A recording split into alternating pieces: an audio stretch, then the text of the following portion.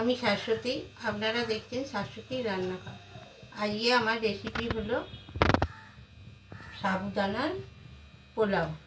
এর জন্য লাগছে আলু আমি কেটে রেখেছি নুন হলুদ মাখিয়ে, আর বাদাম, ঘি লাগছে একটু, আর লাগছে এলাচ, ছোটো এলাচ, দারচিনি আর তেজপাতা। এবার কড়াইটা আমি জেলে দিয়েছি, এতে আমি একটু ঘি দিচ্ছি।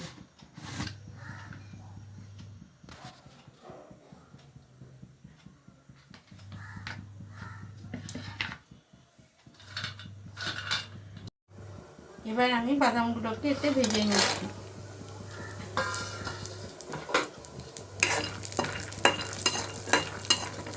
এদিকে আমি গরম জল হাঁড়িতে বসিয়ে তার উপর একটা ছাঁকনিতে সাবুটাকে ভাপাতে দিয়েছি।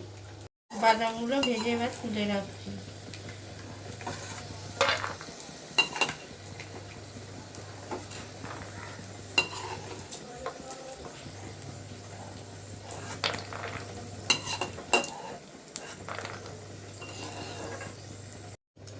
এবার এই তেলে আমি তেজপাতা আর ছোটো এলাচ আর দারচিনি দিচ্ছি, দিয়ে এবার আলুটা ভেজে নিচ্ছি।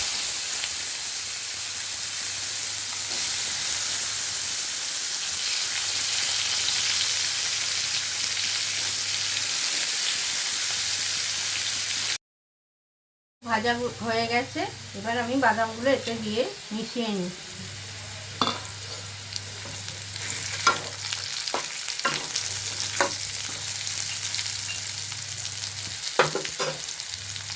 এবার সাবুটা এখানে ভাপানো হয়ে গেছে, সাবুটা এতে দিয়ে নিচ্ছি।